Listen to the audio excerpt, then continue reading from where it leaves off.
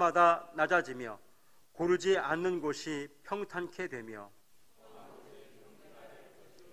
여호와의 영광이 나타나고 모든 육체가 그것을 함께 보리라. 말하는 자의 소리가 가로되 외치라. 대답하되 내가 무엇이라 외치리이까.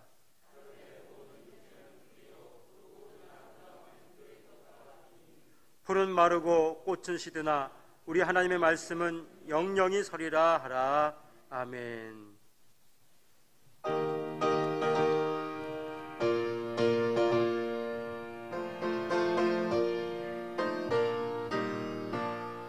우리를 죄에서 구하시려 주 예수 십자가 지셨으니 기쁘게 부르세 할렐루야. 나 구원 얻었네. 찬송하세 찬송하세 주님 나를 구하셨네. 찬송하세 찬송하세 주가 구원하셨네. 우리를 주께서 구했으니 이전에 행하던 악한 일과 주하고 더러운 모든 죄를 온전히 버렸네. 찬송하세 찬송하세 주님 나를 구하셨네. 찬송하세 주가 구원하셨네. 나 지금 죄에서 사함받아 거룩한 백성이 되었으니 이 육신장막을 벗을 때도 겁날 것 없겠네. 찬송하세 찬송하세 주님 나를 구하셨네. 찬송하세 주가 구원하셨네. 우리가 이 세상 떠날 때에 예수의 손목을 굳게 잡고 영원히 즐거운 천국에서 주와 함께 살겠네. 찬송하세 찬송하세 주님 나를 구하셨네. 찬송하세 주가 구원하셨네. 예배를 대표해서 김은자 권사님 기도해 주시겠습니다. 할렐루야. 사랑과 은혜가 충만하신 하나님 아버지, 복된 성의를 허락하사 새벽 미명시간부터 이 시간까지 인도하심에 감사와 찬양과 영광을 올려드립니다. 아멘. 우리를 아무런 값없이 구원해 주신 주님, 이 시간 탕자와 같은 마음으로 나왔사오니 긍휼히 여겨 주옵소서. 아멘. 세상 만물을 다스리시는 만왕의 왕이시여, 오곡백과 무르익는 결실의 계절이지만 코로나로 인해 전 세계가 신음하고 있는 현실을 주님의 백성다운 모습으로 하나님의 자녀다운 자신감으로 살아가게 하시옵소서. 아멘. 주님, 우리들에게 주의 음성을 들을 수 있는 영적 길을 열어주사 주님과 동행하며 말씀에 순종하게 하시길 원합니다. 아멘. 존귀하신 주님, 오직 주님만이 우리의 모든 것임을 믿으며 제일 먼저 하나님 중심 안에서 최선을 다하게 하시고 믿는 자의 모습으로 구별된 삶을 살며 죄와 타협하는 자 되지 말게 도와주시옵소서. 아멘. 사도 바울은 그리스도는 교회의 신랑이시며 교회는 그리스도의 정결하고 거룩한 신부라고 하셨사온데, 이 진리 안에서 서로 사랑하며 섬기는 성도들 되길 기도드립니다. 아멘. 사랑의 주님, 이 시간 강단에 세워주실 우리 사랑하는 목사님, 영육 간의 강건함을 주시고 오늘 주실 귀한 메시지가 우리들 마음의 옥토밭에 심겨지는 생명의 말씀이 되길 기도하며 예수님의 이름으로 감사 기도드렸습니다. 아멘.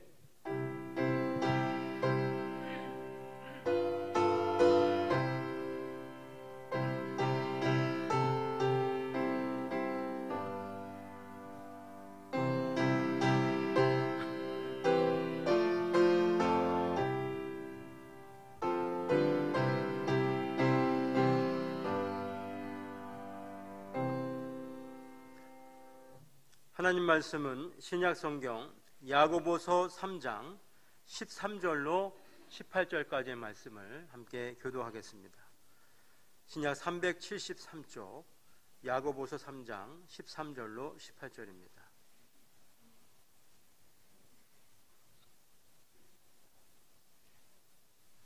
이제 함께 교도하겠습니다. 너희 중에 지혜와 총명이 있는 자가 누구뇨? 그는 선행으로 말미암아 지혜의 온유함으로 그 행함을 보일지니라.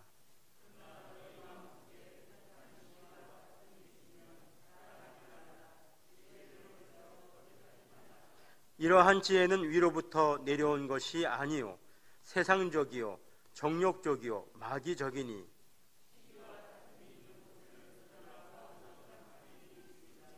오직 위로부터 난 지혜는 첫째 성결하고 다음에 화평하고 관용하고 양순하며 긍휼과 선한 열매가 가득하고 편벽과 거짓이 없나니 의의 열매를 거두느니라. 아멘. 드리신 예물 봉헌하겠습니다.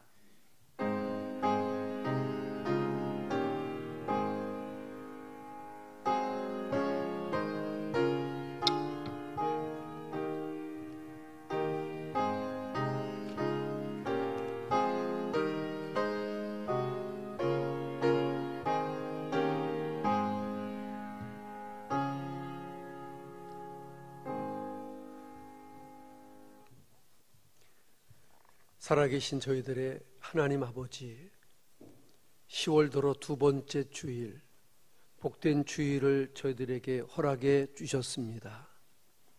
나오고 싶어도 나올 수 없는 형편과 건강이 안 좋아 일어서지 못하는 사람들도 많고 세상 일에 분주하여 주님 앞에 드릴 시간을 자의로 사용하는 자들이 많이 있사오나 이 시간 원근 각처에서 주의 이름으로 모인 사랑하는 주의 백성들 머리머리 위에 헐몬의 이슬 같은 귀한 축복으로 함께하여 주옵소서. 서천에서, 옥산에서, 군산에서, 망월리에서, 서면에서 참으로 주의 몸된 교회를 향하여 달려온 저들의 발걸음 우리 주님 헛되지 않게 하여 주옵시고 오늘도 주님이 주시는 은혜로 풍성케 하시고 말씀으로 영의 양식 삼게 해주시기를 원합니다. 이 시간도 우리의 마음을 드립니다. 시간을 드립니다. 생명 같은 귀한 물질을 드립니다. 하나님, 많고 넉넉한 가운데 드리는 것이 아니라 힘들고 어려워도 먼저 주의 것을 구별할 줄 아는 믿음을 갖게 하셨고 또한 드리면서 기쁨을 얻게 하셨고 또한 드림의 귀한 열매를 징표로 주시는 하나님을 간증하게 하셨사오니 그 믿음의 주인공들이 되게 하여 주옵소서. 예수님의 이름으로 감사하며 축복하며 기도드리옵나이다. 아멘.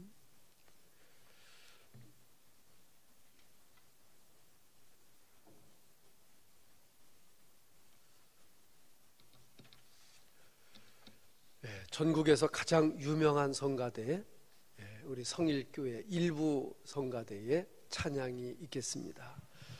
오늘 찬양은 날마다 숨쉬는 순간마다 내 앞에 어려운 일 보지만 주님 앞에 이 몸 맡길 때 슬픔도 두려움도 없어진다는 믿음의 찬양입니다. 다 같이 자리에서 일어나 주십시오. 날마다 3절까지 계속 찬양하겠습니다.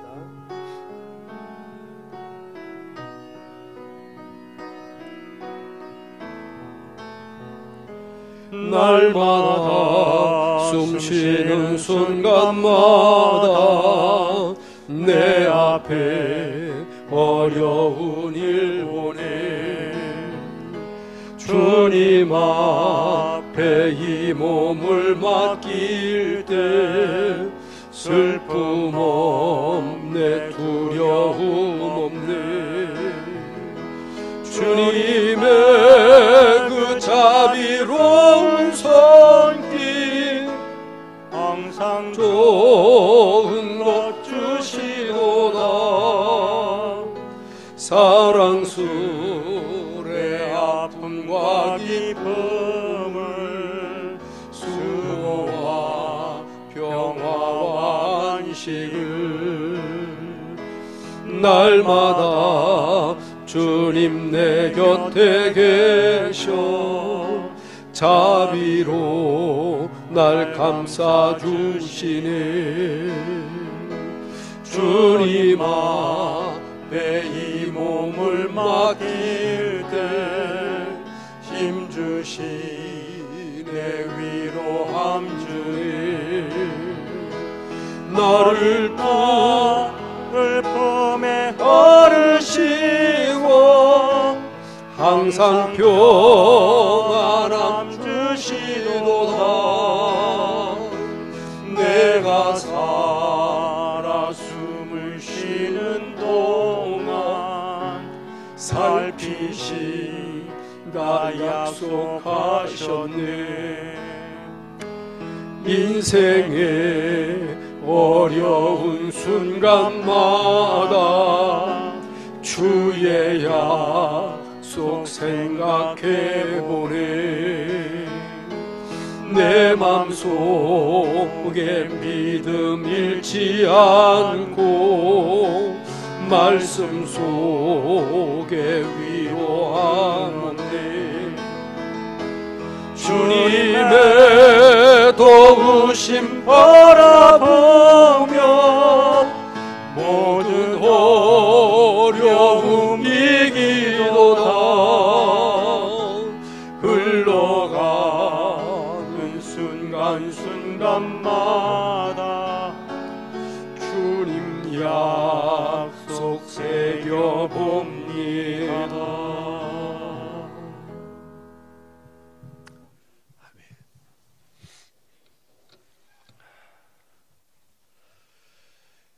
오늘 아침에도 주님 앞에 오신 우리 귀하신 성도님들 진심으로 사랑하고 또 축복합니다. 주의 은혜와 평강이 늘 함께 하시기를 바랍니다. 옆에 계신 분들 한번 인사하겠습니다. 사랑합니다. 축복합니다. 그리고 감사합니다. 오늘은 위로부터 난 지혜라고 하는 이런 제목으로 같이 말씀을 나눕니다.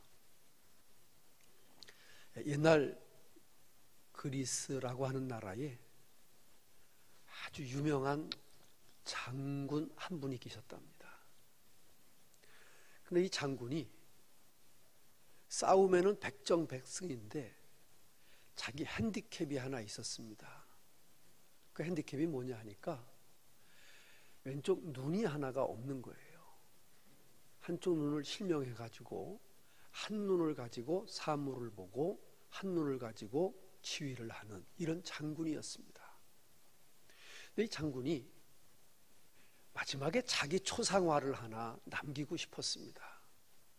그래서 세상에서 제일 유명하다고 하는 그런 화가를 불러다가 자기 모습을 그리게 했습니다. 두 사람을 뽑아서 그림을 그렸는데 한 사람은 이 외눈 장군의 모습을 그대로 그린 거예요.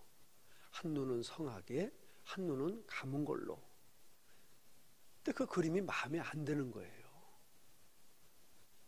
그러니까 두 번째 화가가 와가지고 아하, 장군이 마음에 안 들어 하시는구나. 그래가지고 두 눈을 똑같이 있는 것처럼 그렸습니다. 그래도 장군의 마음에 안 드는 거예요. 고심을 하고 있는데 어느 무명의 어린 화가가 제가 한번 그려보겠습니다 하고 나타난 겁니다.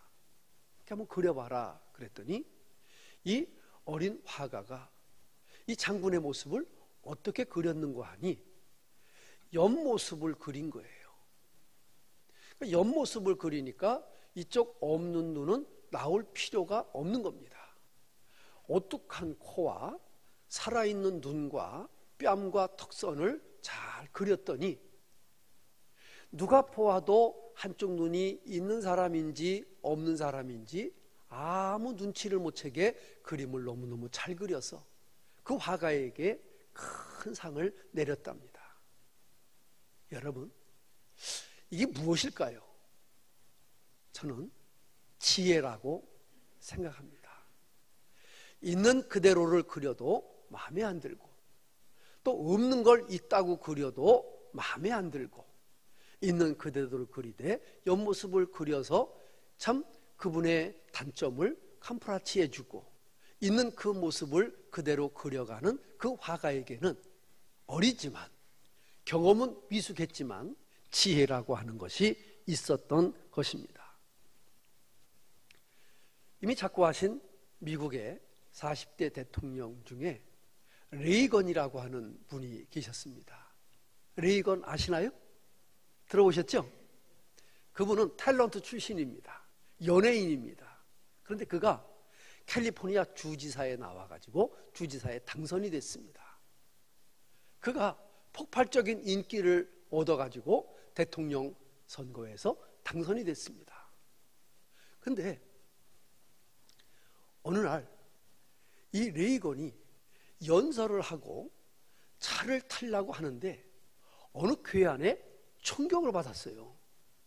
뭐 기억하시는 분들 뭐 이제 이렇게 말하면 기억이 되실 텐데, 근데 이 레이건 대통령이 총격을 받았는데 그만 심장에서 12cm 벗어난 곳에서 총알을 맞아가지고 살았어요. 근데 살기는 살았지만 사람이 몸에 총을 맞았으니 얼마나 기진맥진하고 피를 많이 흘렸겠습니까? 하나 문제를 내볼게요. 그 레이건의 그 영부인 이름이 혹시 뭐죠? 어머나, 이야 대단하시네 우리 김성만 집사님. 낸시 여사였잖아요. 근데 뭐 나중 총탄은 경호원이 몸으로 막아가지고 또 레이건을 살린 거예요. 그러니까 막 응급차가 오고 의사 선생님이 오고 간호사 선생님이 오고 와가지고 막 해서 막 병원으로 후송을 해서 막 총을 맞았으니까 옷을 막 벗기고 막 이러는데 레이건이 정신이 떡 들었어요. 그런데 말이 그렇지, 대통령을 이 치료하는 의사 선생님이나 이 간호사 선생님들이 얼마나 떨렸겠어요. 뭐 예약된 것도 아니고 갑자기 대통령이 총 맞아가지고 지금 피범벅이 됐는데, 그래서 이제 간호사분들이 그 레이건 대통령의 그 옷, 와이셔츠 이런 걸 벗기니까 레이건이 정신을 차리고 잠깐, 그랬더니 뭐라고 그러냐면은 당신 낸시한테 허락 받고 내 몸 만지는 거요? 이랬어요. 그게 뭐냐니까 그 위급한 상황에서도 재치로 그 긴장하고 애쓰는 그 간호사분들을 그렇게 재치 있게 웃겨줬어요. 이제 간호사 선생님들이 이제 이걸 다 처치를 하고 의사 선생님이 딱 오니까 잠깐, 그리고 뭐라고 얘기했는지 아세요? 당신 공화당원이요? 하고 물었습니다. 왜냐니까 이 레이건이 미국 공화당 민주당 이제 두 개가 있거든요. 거기 이제 양당 정치인데 이제 레이건은 공화당에 속한 그런 사람이어서 당신 공화당이요? 하고 자기가 공화당인 것을 이제 이야기하면서 당신도 공화당이었으면 좋겠다라고 하는 말로다가 위트를 줘서 그 의료진들을 막 폭소를 자아내게 했다는 그런 이야기가 있습니다. 이게 뭘까? 제가 생각해 봤습니다. 이게 사람의 재치 또 지혜, 그런 것이 아닐까 이렇게 생각합니다. 야고보서는 성공적인 삶을 위한 지침서, 실제적인 지침서라고 제가 지금 여러 시간에 걸쳐서 말씀드리고 있습니다. 예수 그리스도의 은혜로 구속함을 받은 우리들이지만 우리들에게도 시험이 있습니까? 없습니까? 있어요. 고난이 있습니까? 없습니까? 있습니다. 참으로 고난과 시험, 그리고 유혹이 있고, 그리고 예수 믿는 사람들도 말을 하고 살아야 되니까 혀를 놀리는 방법과, 그리고 이 세상을 살아가는데 지혜가 얼마나 중요한가를 오늘 이 시간에는 말하고 있는 겁니다. 시험에 대해서 말했죠? 고난 얘기했죠? 유혹 이야기했죠? 혀에 대한 이야기했죠? 이제 오늘은 지혜에 대한 말씀으로 이제 말씀이 넘어가고 있습니다.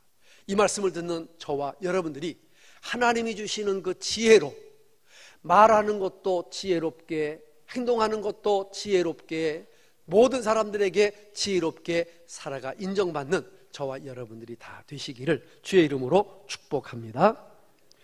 여러분들이 이 세상을 살아가면서 가장 필요한 것이 무엇이라고 생각합니까? 어떤 사람은 말할 것도 없이 돈이라고 생각하는 사람들이 있을 겁니다. 뭐니 해도 뭐니가 최고라고 하는 말이 아마 그냥 생긴 말은 아닐 것 같습니다. 사람들은 돈이 최고라고 이야기를 합니다. 그러나 사실 돈을 벌고 쓰고 관리하고 다스리는 것은 지혜다고 생각합니다. 지혜가 있으면 돈도 따라오고, 지혜가 있으면 돈도 잘 관리하고, 지혜가 있으면 돈도 잘 투자하고, 돈이 있으면 돈을 잘 사용할 수 있는 그런 지혜가 있게 되어집니다.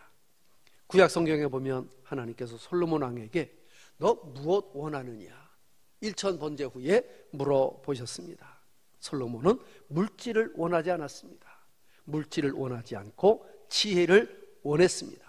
그런 솔로몬의 중심을 보시고 하나님께서 지혜뿐만 아니라 이 땅에 누릴 수 있는 최고의 축복과 물질 권세까지도 주셨습니다. 사랑하는 성도 여러분, 오늘은 지혜에 관한 말씀을 같이 나눠봅니다.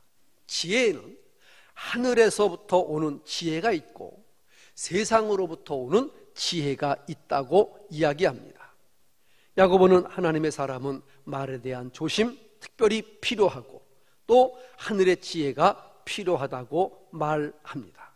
우리가 세상을 살아가면서 꼭 필요한 것 하나 꼽으라고 하면 아마 지혜일 것입니다. 우리에게 지식도 있어야 하겠지만 그 지식을 우리 삶에 잘 활용할 수 있는 능력이 바로 지혜이기 때문입니다. 모든 사람들은 다 지혜롭기를 바랍니다. 그리고 우리의 자녀들 또 우리의 국민들이 다 지혜롭기를 바랍니다. 잠언성경 4장 7절 말씀에 이런 말씀이 있습니다. 무엇가 제일인가 한번 보시기 바랍니다. 시작. 지혜가 제일이니 무엇이? 지혜를 얻으라. 다시 한번. 무엇이? 지혜. 지혜가. 돈이라고 그랬어요? 권세라고 그랬어요? 인물이라고 그랬어요? 건강이라고 그랬어요? 아닙니다. 다시 한번 시작. 지혜가 제일이니 지혜를 얻으라. 무릇 너의 얻는 것을 가져 명철을 얻을지니라 그랬습니다. 지혜는 한 번 받는 게 아니고 명철은 한 번 받는 게 아니고 계속 받는 것, 받아야 되는 것, 지혜라고 말합니다. 잠언성경 8장 11절, 우리가 이미도 본 성경이지만 다시 봅니다. 시작. 대저 지혜는 진주보다 나음으로 무릇 원하는 것을 이에 비교할 수 없음이니라. 이 히브리 사람들이나 이 중동에 있는 사람들은 진주를 얼마나 귀하게 여기고 좋아하는지를 몰라. 큰 진주를 가지면 귀족들과 고관들과 왕들과 교제할 수 있는 자격이 있는 거예요. 진주라고 하는 건 자기 장식품으로가 아니라 자기의 신분, 자기의 위치, 자기의 능력 이런 걸 과시할 수 있는 그런 좋은 소재가 되기 때문에 진주를 너무너무 좋아하는 거야. 그런데 성경은 말하기를 대저 지혜는 진주보다 더 귀한 것이니라. 지혜가 충만하시기를 주의 이름으로 축복합니다. 이미 야고보는 야고보 1장 15절에서 이렇게 말씀하신 바가 있습니다. 시작. 너희 중에 누구든지 지혜가 부족하거든 모든 사람에게 후히 주시고 꾸짖지 아니하시는 하나님께 구하라. 그리하면 주시리라. 할렐루야. 지혜가 필요하신 분 있습니까? 가장 제일이고 진주보다 나은 지혜를 구하여 얻는 저와 여러분 되시기를 주의 이름으로 축복합니다. 그런데 오늘 본문에 보면 이 지혜에도 두 종류가 있다고 그랬는데, 하나는 세상적인 지혜, 또 하나는 위로부터 나리는 지혜가 있다고 말했습니다. 사랑하는 성도 여러분, 그러면 먼저 세상적인 지혜는 어떤 것인가? 14절을 한번 읽어보겠습니다. 14절 시작.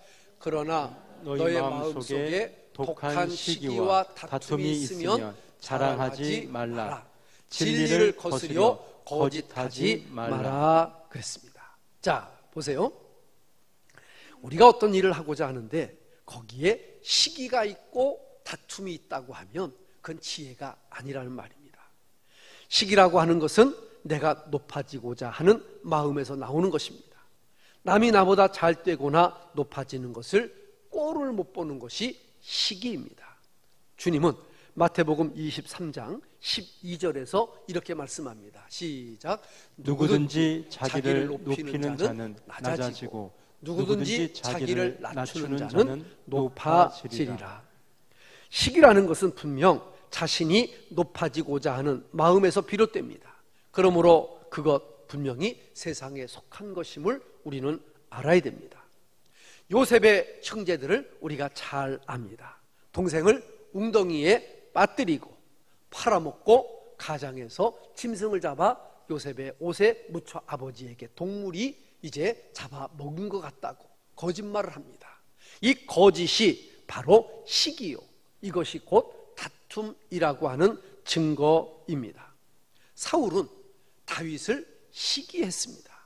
그리고 거기에는 매일 다툼이 있었습니다. 때로는 그를 왕의 자리에 초청하기도 하고, 때로 그를 죽이려고 하기도 하고, 때로 그를 사위로 삼기도 하고 했지만 사울은 천천히요, 다윗은 만만이라고 하는 이 백성들의 이 지지 때문에 그만 사울은 시기와 그리고 거기에 다툼에서 벗어날 수가 없는 사람이었습니다. 이런 말이 있더라고요. 예전 중동에 어떤 그 두 라이벌이 있었는데, 한 사람이 너무너무 훌륭해가지고 사람들이 그냥 살아있었는데 동상을 만들어 세운 거예요. 뭐 지금이야 기술이 발달됐지만 그 옛날에 돌을 캐다가 돌을 깎아가지고 큰 동상을 사람 모양만큼 만들어 놨으니까 얼마나 대단한 겁니까? 근데 이 라이벌을 되는 사람은 자기는 누가 동상 하나 만들어주는 사람도 없고, 자기 라이벌은 동상이 세워졌는데 이 속에 우라통이 치미는 거야. 시기심이 생기는 거야. 그래가지고 어떻게 생각을 했는가 하니, 저놈의 자식 저 동상을 내가 쓰러뜨려 버려야 되겠다. 그래가지고 밤마다 가가지고 뒤에다가 구멍을 파기를 시작한 거예요. 쓰러뜨리려고. 그래 이제 며칠 밤을 파가지고 이 동상이 뒤로 넘어가는 순간인데, 이 동상이 넘어가다가 그만 그걸 파고 있는 그놈을 같이 엎부러 버렸어. 물어볼게요. 죽었을까 살았을까? 예? 아니 방송에도 안 나왔는데 어떻게 알아? 살았으면 내가 뭐로 이런 얘기를 하겠어요? 그래서 시기심으로 그 동상을 넘어뜨려 부숴버리려고 하다가 넘어지는 순간 자기도 같이 그 동상이 덮쳐버려가지고 그만 죽어버리고 말았다는 이야기가 있습니다. 여러분, 시기라고 하는 것은 곧 자기를 죽이는 것입니다. 다툼이라고 하는 것은 모두를 다 멸망시키는 것입니다. 사랑하는 성도 여러분, 참으로 세상의 지혜는 다툼을 일으킵니다. 다툼은 시기와 함께 붙어 다닙니다. 시기심이 있기 때문에 다툼이 일어나고, 다툼으로 말미암아 나누게 되어진다는 공식을 우리는 너무나 잘 알고 있습니다. 바울은 고린도 교회에 분쟁이 있다는 말을 들었습니다. 왜? 거기에는 시기가 있었고, 그 시기는 다툼으로 번졌고, 그 다툼은 곧 나눔으로 나타나게 되었습니다. 그리스도의 교회는 한 몸인데 그 몸이 나눌 수 없다는 것이 사도 바울의 논리였던 것입니다.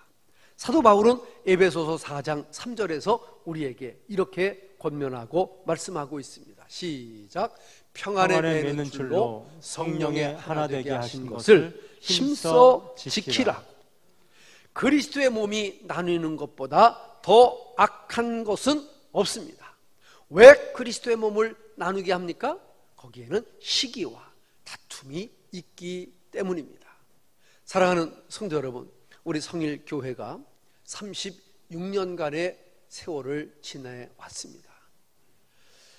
힘이 안 들었다고 하는 것은 참으로 말이 안 될 것입니다만, 그러나 36년의 세월 동안 하나님이 하나가 되게 하신 성일이 뭡니까? 성일은 성도가 하나 된다고 하는 그런 뜻입니다. 나뉘지 말자고 하는 그런 뜻입니다. 36년 동안 우리 성일교회가 하나가 된 것 하나님의 은혜인 줄로 믿습니다. 목회자와 성도가 하나가 된 것 은혜인 줄로 믿습니다. 목회자와 당회원들이 36년 동안 분란 없이 하나가 되어 서로 사랑하며 올 수 있었던 것, 저는 하나님의 은혜라고 생각합니다. 이제 우리는 지혜가 있다고 자랑하지 말고 그 지혜가 세상으로부터 온 것인가, 시기와 다툼의 지혜인가, 위로부터 내려온 지혜인가를 생각해 볼 수 있는 그런 저와 여러분들이 되었으면 좋겠습니다. 그러면 위로부터 난 하늘의 신령한 지혜는 어떤 특징이 있는가? 17절, 18절을 한번 같이 읽어보겠습니다. 시작. 오직 위로부터 난 지혜는 첫째 성결하고, 다음에 화평하고, 관용하고, 양순하며, 궁율과 선한 열매가 가득하고, 편벽과 거짓이 없나니, 화평케 하는 자들은 화평으로 심어 의의 열매를 거두느니라. 아멘. 위로부터 난 지혜의 첫째 모습은 따라합시다. 성결. 이 성결이 얼마나 중요한지 성결 교단이라는 교단이 있지 않습니까? 성결하자. 성결하자. 굉장히 중요한 지혜입니다. 성결이라고 하는 것은 순수하고 깨끗하다라고 하는 의미입니다. 오염되지 않고 진실하다라고 하는 내용도 내포가 되어 있습니다. 도덕적으로나 영적으로나 결함이 없는 상태를 말하기도 합니다. 거짓말하지 않고 속이지 않고 조작하지 않는 것입니다. 이용해 먹지 않습니다. 성결은 성도의 능력이요 교회의 능력입니다. 제 아무리 그 방법이 좋다 하더라도 성결하지 못하면 그것은 위로부터 난 지혜가 아닐 수 있습니다. 사랑하는 성도 여러분, 우리 교회가 생명력을 갖고 우리 교회가 영생력을 가지려면 무엇보다도 성결해야 됩니다. 목회자가 성결하고 성도들이 성결하고, 오늘 우리 권사님 기도한 것처럼 예수 그리스도의 신부로서 성결함을 유지하는 것, 참으로 위로부터 난 지혜자의 특징인 줄로 믿으시기를 축원합니다. 두 번째로 위로부터 난 지혜에는 화평함이 있습니다. 따라합시다. 화평함. 이 화평함이라고 하는 말은 다툼을 일으키지 않는다는 말입니다. 논쟁하길 좋아하지 않는다는 의미를 갖고 있습니다. 교회가 추구하는 것은 화평입니다. 어떻게든지 은혜스럽게 하려고 하고, 어떻게든지 다투지 않으려고 하고, 어떻게든지 하나 되려고 하는 것이 교회의 덕목인데, 이것은 하늘로부터 내린 지혜를 받은 사람이 있을 때 가능합니다. 그러나 이런 하늘로부터 내려온 지혜가 없이 인간적인 지혜, 자기 잘나고 목소리 큰 사람이 이기고 참으로 패거리를 짓고 하는 사람들이 있는 거라고 하면은 그건 이미 교회가 아닙니다. 그거는 세상으로부터 나온 지혜의 사람들이 악의 다툼을 하는 곳입니다. 여러분, 세상을 보십시오. 어느 갯모임에 가도, 어느 지자체를 가도, 이 정부를 봐도, 세계를 봐도 정치판은 싸움판입니다. 왜 그렇습니까? 화평의 덕목을 잃어버렸기 때문입니다. 우리나라 국회가 얼마나 똑똑한 사람들이 가는 곳입니까? 그 지역에서 내놓으라고 하는 사람들이 한 명 선출되어 가는 것입니다. 그런 지혜로운 사람들이 모이기만 하면 쌈박질을 하는 것은 무슨 이유입니까? 위로부터 나리온 지혜가 아니라 세상적인 지혜요, 참으로 거짓과 편벽과 잘못된 것들로 저희들이 옷을 입었기 때문에 그런 것입니다. 여러분, 교회가 그런 모습을 닮아가면 안 됩니다. 교회는 화평함과 성결함으로 우리는 무장해야 되고 그런 것들이 틈타지 못하도록 기도해야 되는 줄로 믿으시기를 축복합니다.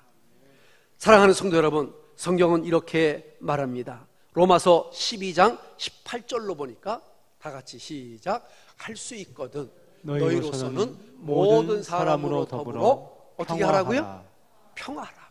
교회 안에서는요, 생각도 다르고요, 지식도 다르고요, 나이도 다르고요, 지역 출신도 다르고요, 여러 가지 성향이 다 달라도 예수 안에서 모든 것을 같이 더불어 평화하라고 하시는 이 말씀의 의미를 우리가 무슨 의미인지를 알아야 됩니다. 마태복음 5장 8절은 우리에게 예수님이 직접 이렇게 말씀하셨습니다. 시작.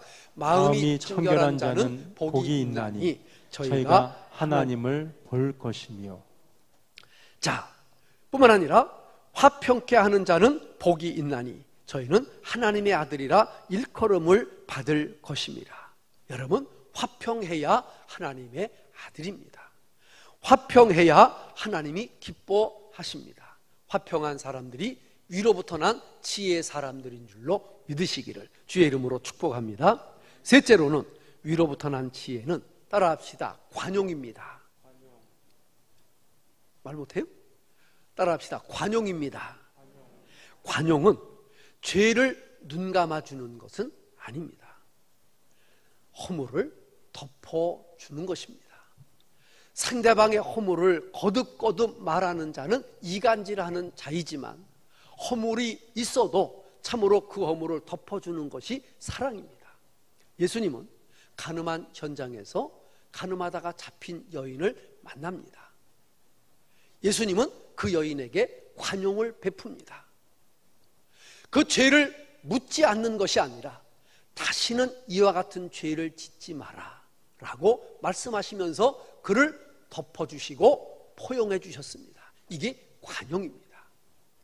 여러분들이 이 목사의 허물도 보고 있습니다.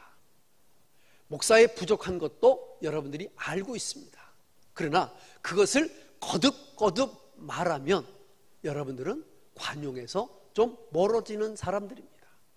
제가 허물이 있고 실수가 있고 말한 것을 내가 실천하지 못하는 그런 어리석은 부분들이 있어도 그런 부분을 여러분들이 감싸주려고 애를 쓰고 기도함으로 목사가 깨우치고 고쳐나가도록 여러분들이 후원하는 것, 이것이 바로 관용이라고 하는 사실입니다. 아무개 장로가 어떻고 아무개 권사가 어떻고 아무개 집사가 어떻다고 자꾸 이야기하는 사람은 참으로 자기가 옳은 것을 나타내려고 하는 것이지만 옳은 것을 나타내는 것이 아니라 이간하는 사람이고 관용치 못한 사람의 전형적인 모습입니다. 사랑하는 성도 여러분, 저는 여러분들이 관용의 사람이 될 수 있기를 원합니다.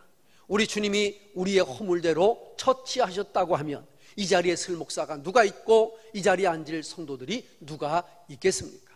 예수님은 우리를 관용하셨기에, 다 내게로 오라고 초청하셨기에 우리는 이 자리에 올 수가 있고 예수님 앞에 설 수가 있고 기도할 수 있고 말씀 전할 수 있는 것입니다. 죄인된 우리를 품어주신 우리 주님처럼 우리도 무사람들을 덮어주고 품어주고 사랑은 허다한 죄를 덮는다고 하신 그 말씀을 이루어 나가는 관용의 사람이 되시기를 주의 이름으로 축복합니다. 네 번째로 위로부터 난 지혜는 따라합시다. 양순합니다. 양순. 양순이 뭘까? 옥순이, 양순이, 희순이 뭐 이런 겁니까? 양순이 뭘까? 양이라고 하는 건 한문으로 보니까 어질 양의 순한 순. 어질고 순한 게 양순이야. 나는 바라기는 여러분들이 이 세상을 살아가면서 한 사람도 싸납빼기가 없고 다 양순한 사람이 될 수 있기를 축복합니다. 할렐루야. 저도 어떤 경우에도 좀 양순한 목사가 되고 싶습니다. 그래서 정말 목양이라고 하는 것이요, 참 여러분들이 생각할 때는 아유, 목사님처럼 좋은 사람이 어디 있고 목사님처럼 저렇게 팔자 늘어진 사람이 어디 있을까, 물론 이제 생각하시는 분도 있겠지만은요, 이 목사가 참 말할 수 없는 어려움이 있습니다. 요새 우리 권사님들이 벌벌 떤다 그래요. 1부, 2부, 3부가 생겨가지고 언제 기도에 끌려나갈지 몰라가지고 막 기도에 벌벌 떤다는 얘기가 있었는데, 이 목사가 이 오전에 1부, 2부, 3부 설교하는 것도요, 목이 감당하기가 어려워. 또 정신적인 스트레스가 있어. 40년 이상을 설교했지만은 설교는 아직도 저에게 얼마나 큰 무거운 짐인지 몰라. 그러나 이런 설교하다가, 정말 상담하다가, 목양하다가, 참 세상을 대하다가 양수를 잃어버리지 않는 그런 목사가 되고 싶습니다. 사랑하는 성도 여러분, 자신을 죽이고 함께 하는 것, 이것이 바로 양순한 자의 자세입니다. 믿음의 사람은 자기보다 남을 더 낮게 여기는 그런 사람들입니다. 그래서 빌립보서 2장 3절은 우리에게 이렇게 말합니다. 시작. 아무 일에든지 다툼이나 허영으로 하지 말고 오직 겸손한 마음으로 각각 자기보다 남을 낮게 여기는 것, 이것이 바로 양순이라, 이렇게 정의할 수 있습니다. 다섯 번째로, 위로부터 난 지혜는 긍휼과 선한 열매입니다. 긍휼은 막연하게 불쌍히 여기는 것이 아니라 참으로 어려운 사람이 있으면 가서 도와주는 것, 못 먹는 사람이 있으면 내 밥을 반 그릇 나눠주는 것, 추워서 벌벌 떠는 사람이 있으면 내 점퍼를 벗어줄 수 있는 것, 이것이 긍휼입니다. 그래서 마태복음 7장 7절은 우리에게 이렇게 말합니다. 시작. 긍휼히 여기는 자는 복이 있나니 저희가 긍휼히 여길 받을 것이며. 여러분, 긍휼 없는 사람은 긍휼 없는 심판을 받아. 우리말에 이런 말이 있죠. 국물도 없다고. 있어요, 없어요? 못 들어봤어요? 국물도 없다는 말 들어봤어요, 안 들어봤어요? 근데 꼭 안 들은 사람처럼 그렇게 가만히 계십니까? 국물도 없다는 것은 어떻게 표현해야 되나? 얄짤없다는 거, 뭐 그렇게 표현하면 됩니까? 뭐 아무것도 없다고. 내가 긍휼을 베풀지 않으면 나에게는 얄짤없어. 국물도 없어. 내 허물, 내 죄악, 내 모든 못된 것, 주님이 하나도 남김없이 다 심판하신다는 거예요. 근데 내가 누구를 긍휼히 여기고, 내가 누구를 도와주고, 내가 누구를 사랑한 것은 우리 주님이 기억하시고 나를 긍휼히 여기시고, 죄가 있어도 허물이 있어도 용서하신다는 말씀으로 받아가시기를 주의 이름으로 축복합니다. 여섯 번째로, 위로부터 난 지혜는 편벽과 거짓이 없다 그랬습니다. 편벽이라고 하는 것은 차별하는 것을 말합니다.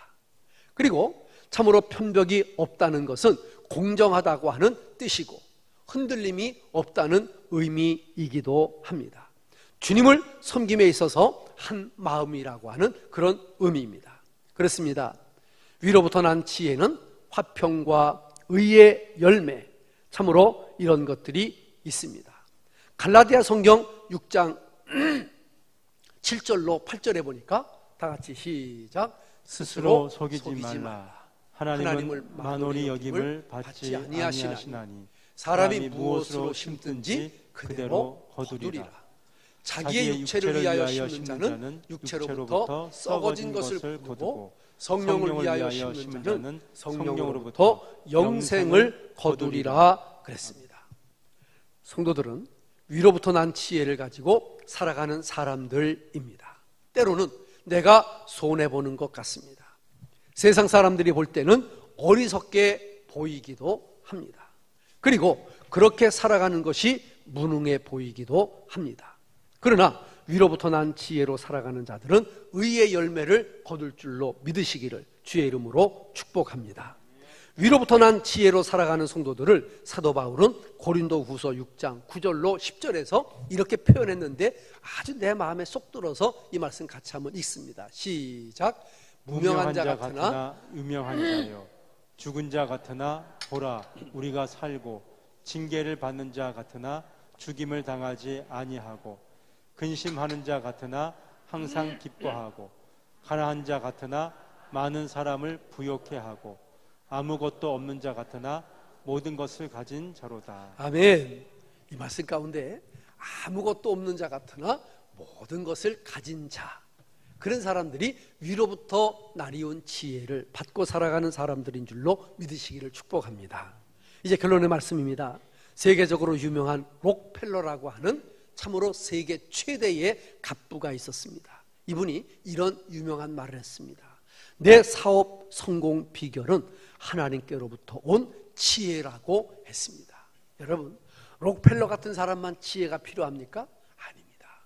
제가 보니까요, 목회하는데도 지혜가 필요하고요, 더 작게는요, 우리 가정 하나 지키는 것도 지혜가 필요하고요, 더 하나는 둘이 부부가 살아가는데도 지혜가 필요하고요, 더 나 혼자 살아가는데도 지혜가 필요합니다.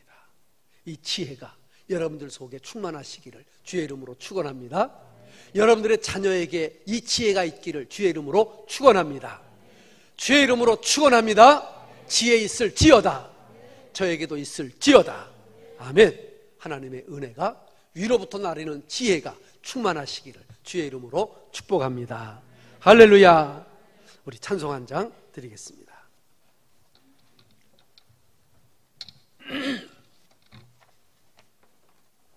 415장으로 우리 찬송하겠습니다.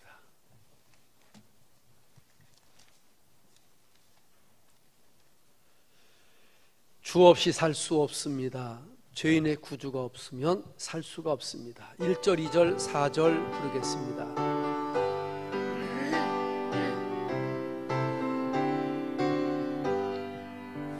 주 없이 살 수 없네 죄인의 구주여 그 귀한 보배 피로 날 구속하시니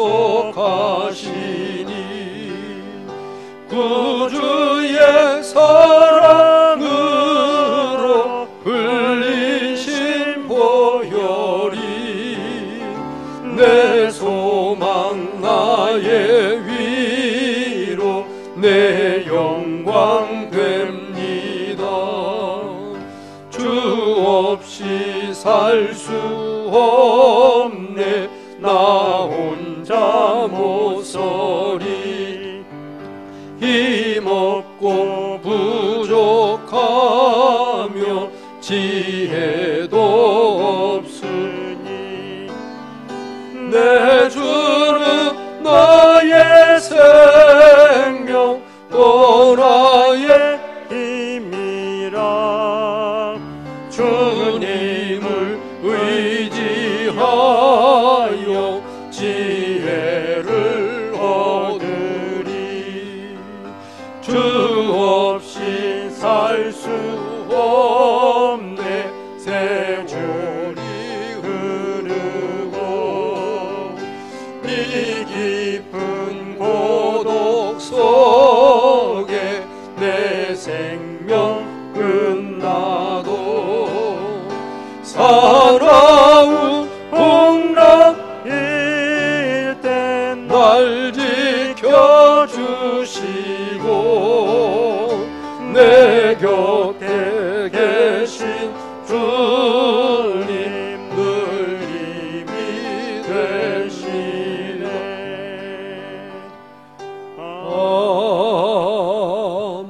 아멘. 기도합니다. 하나님 아버지, 이 세상을 살아가는데 참으로 많은 것들이 필요하지만 그 중에 하나를 선택하라고 하면 지혜를 선택하고 싶습니다. 지혜 중에서도 세상의 지혜가 아니라 위로부터 나리는 하늘의 지혜를 받고 싶습니다. 하나님, 우리가 그렇게 살아가는 지혜로운 사람들, 지혜로운 성도들, 지혜로운 백성들, 지혜로운 교인들이 되게 하여 주옵소서. 이제는 우리 구주 예수 그리스도의 은혜와 하나님의 사랑하심과 성령님의 교통하심이 이 이른 아침 일부 예배 나와 지혜를 사모하며 지혜로 살아가기를 원하는 우리 사랑하는 모든 성도님들 머리머리 위에 영원토록 함께 있을지어다. 아멘. 아멘.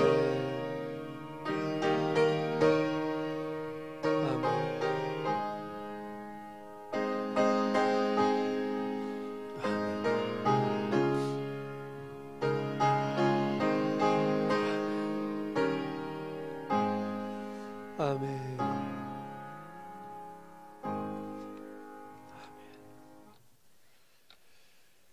예, 감사합니다. 오늘 광고 말씀드리기 전에 오늘 저희하고 같이 신앙하면서 한 교인 되기 원하시는 우리 귀한 집사님이 저희 교회에 등록을 하셨습니다. 우리 이상전 집사님이신데요.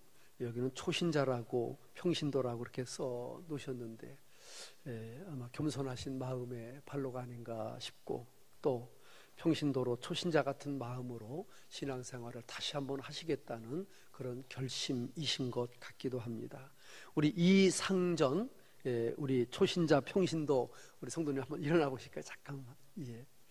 우리 성함이 이상전이십니다. 이분이 상전이십니다.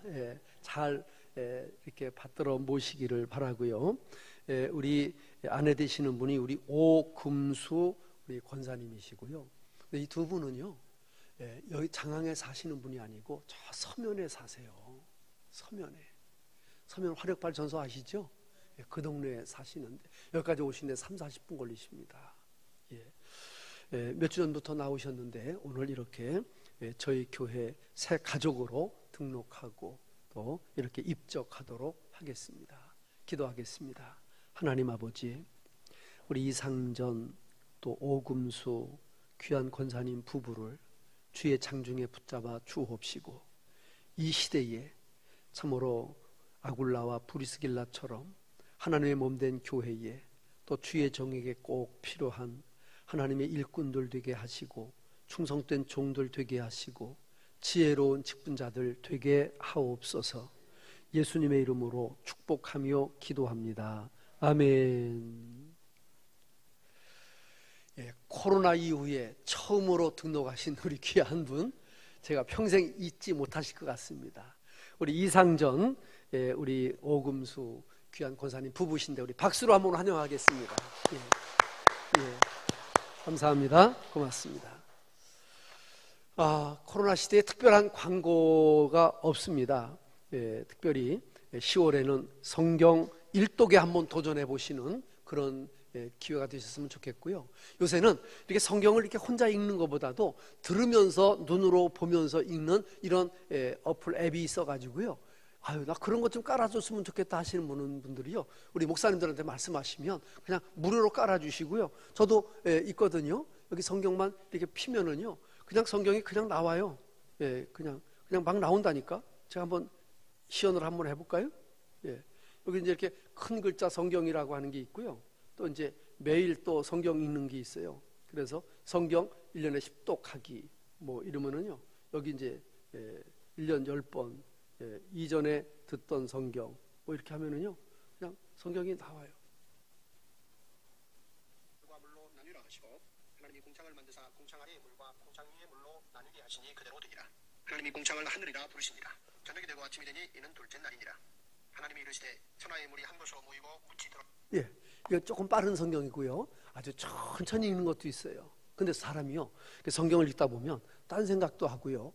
또 이게 뭐 눈이 잘 안 따라갈 때도 있는데 듣고 읽으면 2배 효과가 있더라고요. 그러니까 여러분들이 성경 일독하기가 어려우시면은요, 꼭 이 성경 통독 어플로다가 한번 도전해 보세요. 아주 쉽습니다. 아주 쉬워요. 그렇게 꼭 해주시면은 좋을 것 같습니다. 그래서 광고에 그렇게 냈습니다. 수요 예배가 7시로 시간이 변경됐습니다. 감사합니다. 오늘도 일부에 아주 1층, 2층 아주 꼭 보기 좋게 꼭 숫자만큼 나오셨습니다. 한 7, 80분 나오신 것 같은데 감사드립니다. 평안히 돌아가시고 오후 3시에 뵙겠습니다. 감사합니다.